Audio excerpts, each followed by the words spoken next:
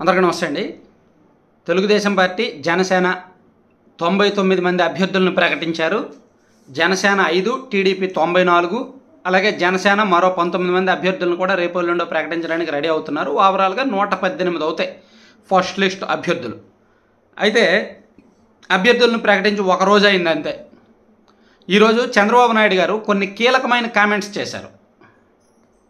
అభ్యర్థులకు సంబంధించి చంద్రబాబు గారు కొన్ని కీలకమైన ఇంపార్టెంట్ కామెంట్స్ చేశారు. సో ఆ కామెంట్స్ ఒకసారి మనం చూసుకుంటే, తెలుగుదేశం పార్టీ అభ్యర్థులు ఎవరెవరైతే ప్రకటించామో వాళ్ళ పనితీరు మదింపు ఉంటుంది. వారం వారం వాళ్ళ పనితీరు మీద సర్వేలు జరుగుతాయి.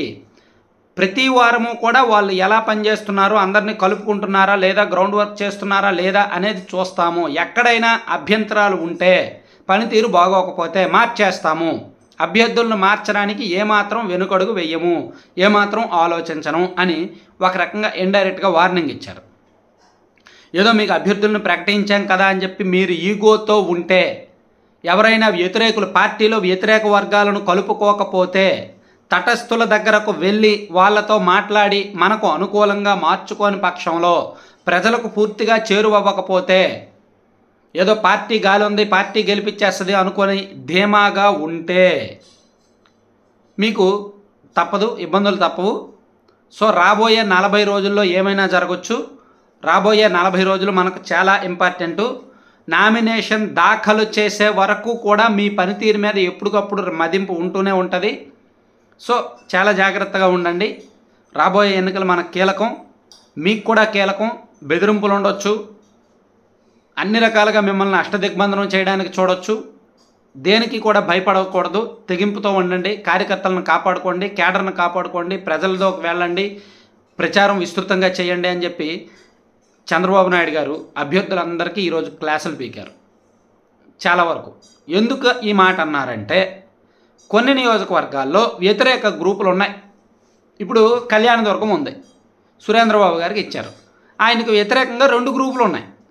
ఉమామహేశ్వర నాయుడు గారి గ్రూపు, హనుమంతయ్య చౌదరి గారి గ్రూపు. వీళ్ళు కలవాల్సిందే, మాట్లాడాల్సిందే, వాళ్ళను కలుపుకోవాల్సిందే, రాజీ పడాల్సిందే. ఉదయగిరి కాకర సురేష్ గారికి ఇచ్చారు. ఆయనకు వ్యతిరేకంగా బొల్నేని రామారావు గారి గ్రూప్ ఉంది. ఆయన కూడా ఆయన దగ్గరికి వెళ్ళాల్సిందే, తగ్గాల్సిందే, మాట్లాడాల్సిందే, రాజీ చేసుకోవాల్సిందే. అలాగే తంబలపల్లి వ్యతిరేకంగా 2 గ్రూపులు ఉన్నాయి, అక్కడ వెళ్ళాల్సిందే. ఇలా రాష్ట్ర వ్యాప్తంగా చాలా నియోజకవర్గాల్లో టీడీపీ అభ్యర్థులకు వ్యతిరేక గ్రూపులు ఉన్నాయి. సో అక్కడ ఖచ్చితంగా వాళ్ళతో వెళ్ళి రాజీ చేసుకొని, వాళ్ళతో మాట్లాడి సర్ది చెప్పి బతిమలాడో ఏదో ఒకటి చేసి వాళ్ళని దారిలోకి తెచ్చుకోవాలి.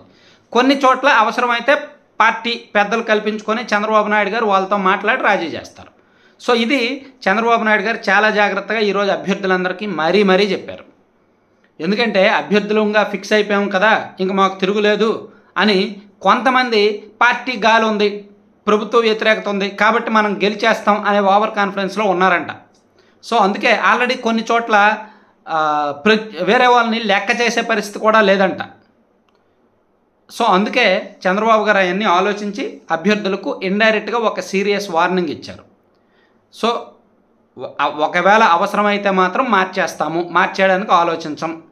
నామినేషన్లు వేసే ముందు రోజు వరకు కూడా మీ పనితీరు మీద ఎప్పటికప్పుడు నిఘా ఉంటుంది, ఎక్కడా కూడా పార్టీ వెనుకడుగు వేయదు అని చాలా సీరియస్గా చెప్పారు. చెప్తూనే కొన్ని ప్లానింగ్స్ చెప్పారు. నియోజకవర్గంలో ఏ విధంగా జనంలోకి వెళ్ళాలి, ప్రభుత్వ వ్యతిరేకత ఏ వర్గాల్లో ఉంది, ఆ వర్గాలను ఏ విధంగా కలుపుకోవాలి, తటస్థులను ఏ విధంగా కలుపుకోవాలి, ఇలా అనేక అంశాలను చెప్పుకొచ్చారన్నమాట.